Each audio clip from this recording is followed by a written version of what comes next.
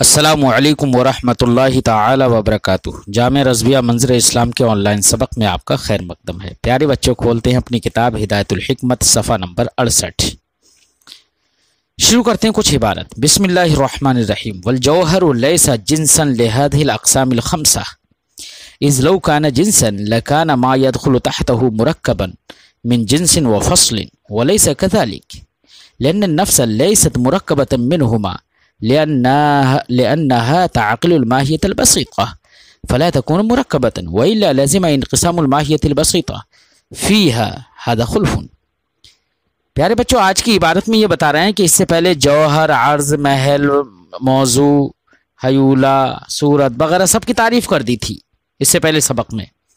आज के सबक में ये बता रहे हैं कि जौहर की जो हमने अक़साम ख़म्सा बयान की, यानी अगर महल हो तो वो हयूला है, हाल हो तो सूरत है, ना हाल हो ना महल हो तो दोनों से अगर मुरक्कब हो तो वो जिस्म है, और अगर ऐसा भी ना हो तो उसका तो तीन किस्म हो गई। ऐसा भी ना हो तो उसका ताल्लुक़ अजसाम से तदबीर तसर्रुफ़ का होगा तो वो नफ्स है, चार किस्में।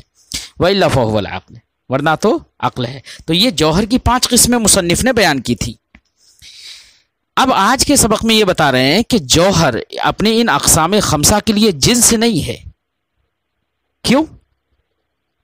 इसलिए कि बच्चों, जिन्स जो भी होता है वो अपने मातहत आने वाले अफराद में पाया जाता है, और उसके मातहत आने वाले अफराद में जब वो जिन्स पाई जाती है तो मादा से मुमताज़ करने के लिए उसमें फसल भी होती है। फिर तो उसके मातहत आने वाले अफराद जिन्स और फसल से मुरक्कब होते हैं।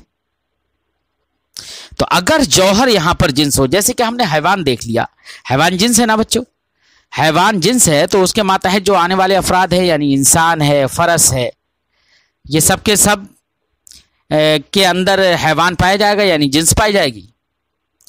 अब इंसान फरस से मुमताज़ हो, इंसान गनम से मुमताज़ हो, तो इस इम्तियाज़ के लिए ज़रूरी है कि हैवान के साथ साथ इंसान की तारीफ़ में हैवान के साथ साथ क्या लगाया जाए? नातिक लगाया जाए, फसल लगा दी जाए। तो आप देखो, इंसान ये हैवान और नातिक दोनों से मुरक्कब हो गया ना। तो ये मुतय्यन है कि जो कोई चीज़ जिन्स होती है तो उसके तहत आने वाले जो अफराद होते हैं वो अफराद मुरक्कब होते हैं जिन्स और फसल से। तो अगर यहाँ पर जौहर को उसके अक़साम ख़म्सा के लिए जिन्स मान लिया जाए तो अब उसके जो जौहर के तहत जो अक़साम ख़म्सा हैं उनमें से हर एक जिन्स और फसल से मुरक्कब होगा, हालांकि ऐसा नहीं है। क्यों? जैसे कि मिसाल के तौर पर हम नफ्स ही को ले लें, नफ्स तो जिन्स और फसल से मुरक्कब नहीं है। क्यों? इसलिए कि नफ्स ये माहियत बसीता का तअक्कुल करता है, इदराक करता है, और जब नफ्स के अंदर माहियत बसीता आती है तो नफ्स उस माहियत बसीता के लिए ज़र्फ बन जाता है। अब जब नफ्स माहियत बसीता के लिए ज़र्फ बन गया तो अब ऐसी सूरत में ये जब माहियत बसीता का तअक्कुल करेगा और माहियत बसीता उस ज़र्फ में आएगी और वो ज़र्फ होगा मुरक्कब, यानी वो नफ्स मुरक्कब हो बिलफर्ज, थोड़ी देर के लिए मान लीजिए, तो अब माहियत बसीता उस मुरक्कब के अंदर आ रही है, उस मुरक्कब ज़र्फ में आ रही है। तो अब उसका ज़र्फ का वो हिस्सा जो ज़र्फ का वो हिस्सा जिसमें माहियत बसीता कुछ आई है और ज़र्फ का एक दूसरा हिस्सा जिसमें माहियत बसीता आई है, तो माहियत बसीता की तकसीम लाजिम आ जाएगी यहाँ पर, क्योंकि माहियत बसीता का कुछ हिस्सा वो होगा जो कि एक जुज़्म होगा और माहियत बसीता का कुछ हिस्सा वो होगा जो दूसरे जुज़्म होगा। तो तरकीब ज़रूर लाजिम, वो इनक़िसाम लाजिम आ जाएगा माहियत बसीता का, जबकि माहियत बसीता का इनक़िसाम मुहाल है। ये मुहाल क्यों लाजिम आया? ये बुतलान क्यों लाजिम आया? इसलिए लाजिम आया कि नफ्स को हमने मुरक्कब मान लिया था और लिहाजा मुतय्यन हो गया कि नफ्स मुरक्कब नहीं है जिन्स और फसल से। जब जिन्स और फसल से वो मुरक्कब नहीं है तो जौहर उसके लिए जिन्स भी नहीं है। इसलिए मुसन्निफ़ ने कहा जौहर अपने अक़साम ख़म्सा के लिए जिन्स नहीं है। फरमाते हैं वल जौहर लैसा जिन्सन लिहादिहिल अक़सामिल ख़म्सा, जौहर इन अक़साम ख़म्सा के लिए जिन्स नहीं है। इज़ लौ काना जिन्सन, کیونکہ اگر جوہر جنس ہو لکانا ما یدخل تحتہ مرکبا، تو اس جوہر کے ماتحت جو بھی افراد آ رہے ہیں وہ سب کے سب کیا ہوں گے؟ مرکب ہوں گے، من جنس و فصل، جنس اور فصل سے۔ ولیس کذالک، حالانکہ معاملہ ایسا نہیں ہے۔ کیوں؟ لأن النفس لیست مرکبۃ منہما، کیونکہ نفس جنس اور فصل دونوں سے مرکب نہیں ہے۔ لأنہا تعقل الماہیۃ البسیطہ، کیونکہ نفس ماہیت بسیطہ کا تعقل اور ادراک کرتا ہے۔ فلا تکون مرکبۃ، لہذا یہ نفس مرکب نہیں ہو سکتا جنس و فصل سے۔ کیوں؟ وإلا لزم انقسام الماہیہ، کیونکہ اگر نفس کو مرکب مان لیں اور وہ ہے ظرف بنے گا، وہ بلکہ ظرف بھی مت کہو، بلکہ وہ محل ادراک بنے گا، محل تعقل بنے گا ماہیت بسیطہ کے لیے، تو ماہیت بسیطہ جب اس میں آئے گی، وہ اس کا محل ہے، تو محل جب مرکب ہے تو اس سے حال کا انقسام لازم آئے گا، حال کی ترکیب لازم آ جائے گی۔ وَإِلَّا لَزِمَ انقسام الماہیہ، ورنہ تو ماہیت بسیطہ کا انقسام لازم آ جائے گا فیہا، اس نفس میں۔ ہذا خلف، یہ خلاف مفروض ہے۔ یہاں تک مصنف نے جوہر کی تعریف اور اس کے اقسام کو بیان کیا۔ اب آگے اس سبق میں وہ اما اقسام العرض سے عرض کے اقسام بیان کر رہے ہیں۔ عرض کی تعریف تو اس سے پہلے ہی گزر چکی ہے کہ عرض اسے کہیں گے کہ جب وہ نفس الامر میں پائی جائے تو کسی نہ کسی موضوع میں ہو، یعنی موضوع کی محتاج ہو، محل کی محتاج ہو، اسے عرض کہیں گے۔ عرض کے اقسام کیا ہیں؟ تو صاحب کتاب عرض کے اقسام بیان کر رہے ہیں کہ عرض کے اقسام 9 ہیں۔ فرماتے ہیں اما اقسام العرض فتسعہ، اقسام عرض کتنے؟ 9 ہیں۔ پہلی قسم ہے، کون کون سی ہیں 9 قسمیں؟ الکم، کم، کیف، عین، متا، اضافت، ملک، وضع، فعل، انفعال، یہ 9 قسمیں ہیں کس کی؟ عرض کی۔ اب 9 قسموں میں سے ہر ایک کی تفصیل، اس کی وضاحت، اس کی تعریف صاحب کتاب بیان کر رہے ہیں۔ اما الکم، رہا کم، کم کسے کہتے ہیں؟ کم کا مطلب ہوتا ہے بچوں مقدار۔ کیا معنی ہوتا ہے؟ مقدار۔ تو اب کم 2 قسم کی ہوتی ہے، ایک کم متصل اور ایک کم منفصل۔ کم متصل کسے کہتے ہیں اور کم منفصل کسے کہتے ہیں، یہ ذہن میں رہے، اکثر لوگ اس کی تعریف بھول جاتے ہیں۔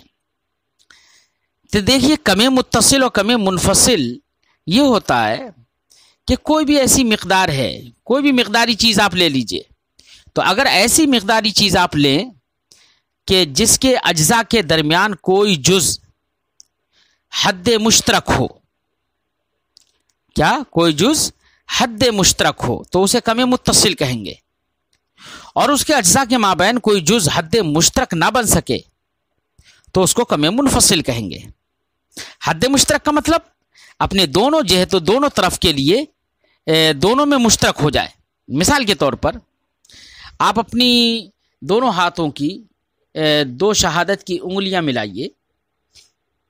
اب 2 انگلیاں آپ نے ملائیں تو اب غور کریے، یا آپ ایک دھاگا لے لیجئے یا کوئی بھی مقداری چیز لے لیجئے یا ایک خط کھینچ لیجئے اپنے قلم سے کاپی پر، اب کہیں پر بیچ میں آپ نشان ایسا لگا دیجئے کہ جہاں پر آپ یہ فرض کریں کہ یہاں سے یہ خط آدھا آدھا ہے، تنصیف کر دیں آدھا آدھا۔ اب جب تنصیف کریں گے تو جہاں پر تنصیف ہوگی وہ جز ایک، جب نصف کریں گے تو آدھا آدھا ہو گیا نا، وہ خط آدھا آدھا ہو گیا، وہ نشان آدھا آدھا ہو گیا۔ تو جہاں سے تنصیف ہوئی ہے، جہاں سے آدھا آدھا ہوا ہے، وہاں کا جز ایک نشان کے لیے اگر انتہا ہے تو دوسرے نشان کے لیے بھی وہی انتہا بن جائے گی، اور اگر ایک نشان کے لیے وہ ابتدا ہے تو دوسرے نشان کے لیے بھی ابتدا ہوگی۔ تو وہ دونوں طرف مشترک ہے نا، اگر ایک کی ابتدا ہے تو دوسرے کی بھی ابتدا ہے، ایک کی انتہا ہے تو دوسرے کی بھی انتہا ہے، ایک کے لیے خط ہے تو دوسرے کے لیے بھی خط ہے۔ بات سمجھ میں آئی نہیں بچوں؟ تو اس کو کیا کہیں گے؟ کم متصل۔ اور کم منفصل یہ ہے کہ اجزاء کے درمیان کوئی جز حد مشترک نہ بنے۔ مثال کے طور پر 1 سے لے کے 10 تک جو اعداد ہیں ان کی آپ تنصیف کر دو، یعنی ان کو آدھا کر دو، تو آدھا کتنا کریں گے؟ 5۔ جب 5 کریں گے آدھا، تو یہ 5 جو ہے وہ 1 سے لے کے 5 تک یہ آدھا ہوا. اب یہ 5 پر جا کر 1 سے لے کے جب ہم گنتی شروع کریں تو 5 تک کی جو گنتی کریں گے تو یہاں پر انتہا کہاں پر ہو رہی ہے؟ 5 پر ہو رہی ہے اس کی تنصیف کے بعد. جبکہ دوسرے والا جب 6 سے جو شروع ہوتا ہے تو اس سے نصف آخر کی ابتدا کہاں سے ہو رہی ہے؟ 6 سے ہو رہی ہے. ہونا کیا چاہیے تھا؟ اگر 5 سے ابتدا تھی ادھر تو وہیں 5 سے ہی ادھر ابتدا ہوتی. 5 سے وہاں 5 پر انتہا تھی تو وہیں 5 پر ہی اس نصف آخر کی انتہا ہوتی. حالانکہ ایسا نہیں ہے. جب ایسا نہیں ہے تو اس کا مطلب یہ ہوا کہ اس کے اجزاء کے مابین کوئی بھی حد مشترک نہیں ہے، تو اس کو کم منفصل کہیں گے. اسی کو صاحب کتاب فرماتے ہیں عمل کم رہا کم فہو الذی یقبل المساوات واللا مساوات. رہا کم تو وہ مساوات اور لا مساوات کو کم اسے کہتے ہیں، اس مقدار کو کہتے ہیں جو مساوات اور لا مساوات کو قبول کرے لذاتی ہی. مساوات اور لا مساوات سے کیا مراد ہے بچوں؟ مساوات اور لا مساوات سے مراد زیادتی اور نقصان ہے. کیا ہے؟ کمی بیشی ہے. کیونکہ اگر ایک مقدار کو ہم دوسری مقدار کی طرف نسبت کرتے ہوئے دیکھیں گے تو ضرور یہ مقدار یا تو اس کے مساوی ہوگی یا اس سے کم ہوگی یا اس سے زیادہ ہوگی. تو یہی مراد ہے مساوات اور لا مساوات سے. یعنی کم اس مقدار کو کہتے ہیں جو مساوات اور لا مساوات کو قبول کرے لذات ہی. وَيَنْقَسِمُ إِلَى متصل. پھر کم کی 2 قسمیں ہیں، کم متصل کم منفصل. کل عدد جیسے کہ عدد ہم نے مثال دی تھی. وَإِلَى متصل اور ایک کم متصل. اب کم متصل کی بھی پھر 2 قسمیں. ایک کم متصل قار الذات. کم متصل قار الذات. قار الذات اس کم متصل کو کہیں گے، اس مقداری شے کو کہیں گے جس کے اجزاء کے مابین کوئی جز حد مشترک بن جائے. کوئی جز حد مشترک بن جائے، پھر اس کے اجزاء ایسے ہوں کہ سارے اجزاء مجتمع ہوں، اکٹھے ہوں، اور ہر جز اشارہ حسیہ میں دوسرے سے ممتاز ہو. اسے قار الذات کہیں گے. اسی کو کہہ رہے ہیں مصنف وہو المقدار. وہ کیا ہے؟ مقدار ہے. جیسے کہ خط ہے، سطح ہے اور موٹا پن ہے. تو اگر کہیں پر بھی خط آپ تصور کریں، سطح تصور کریں یا موٹا پن تصور کریں تو آپ وہاں پر یہ فرض کر سکتے ہیں کہ اس کے اتنے اجزاء ہیں اور ہر جز آپ کے فرض کے لحاظ سے ایک دوسرے سے ممتاز بھی ہوگا. وَإِلَى متصل غیر قار الذات. اور ایک کم متصل غیر قار الذات. غیر قار الذات وہ کم متصل ہے جس کے اجزاء کے درمیان کوئی جز حد مشترک تو ہو لیکن اس کے سارے اجزاء مجتمع نہ ہوں اور بئی طور کے اس کے اجزاء ممتاز ہوں، اس طور سے اس کے اجزاء مجتمع بھی نہ ہوں، بلکہ ایک جز آئے تو دوسرا جز ختم ہو جائے، ایک جز آئے تو دوسرا جز چلا جائے. اس طریقے سے ہو تو اگر اس کو کہیں گے غیر قار الذات، یعنی وہ ٹھہرتے نہیں ہیں، اس کے اجزاء مجتمع نہیں ہوتے ہیں. تو یہ بچوں کیا ہوگی مثال اس کی؟ جیسے کہ زمان کم متصل ہے اور اس کے اجزاء مجتمع بھی نہیں ہے. ایک آیا ایک گیا، ایک آیا ایک گیا، یہ رہتا ہے اس کا. تو اس کو غیر قار الذات کہیں گے. بات سمجھ آئی بچوں؟ تو عرض کی کتنی قسمیں ہیں؟ 9 قسمیں ہیں. 9 قسموں میں سے اب تک کون سی قسم کا بیان ہو گیا؟ کم کا. اگلے سبق میں انشاءاللہ ہم کیف کا بیان کریں گے. اور اگلے شاید مجھے امید بھی ہے کہ اگلے سبق میں کتاب آپ کی جو نصاب کتاب، اس کتاب کا جو نصاب ہے وہ نصاب مکمل ہو جائے گا اور مقدار مکمل ہو جائے گی کتاب کی. تو انشاءاللہ ہم آپ سے ٹیسٹ بھی لیں گے، امتحان بھی لیں گے اس کا آن لائن ہی. السلام علیکم